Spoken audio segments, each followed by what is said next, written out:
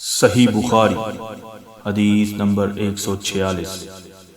رسول اللہ صلی اللہ علیہ وسلم کی بیویاں رات میں مناصے کی طرف قضاء حاجت کے لیے جاتیں اور مناصے ایک کھلا میدان ہے، تو عمر رضی اللہ تعالیٰ عنہ رسول اکرم صلی اللہ علیہ وسلم سے کہا کرتے تھے کہ اپنی بیویوں کو پردہ کرائیے، مگر رسول اللہ صلی اللہ علیہ وسلم نے اس پر عمل نہیں کیا۔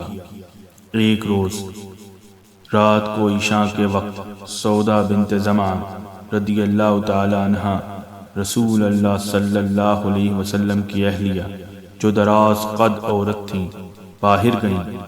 عمر رضی اللہ تعالی عنہ نے انہیں آواز دی اور کہا، ہم نے تمہیں پہچان لیا، اور ان کی خواہش یہ تھی کہ پردہ کا حکم نازل ہو جائے۔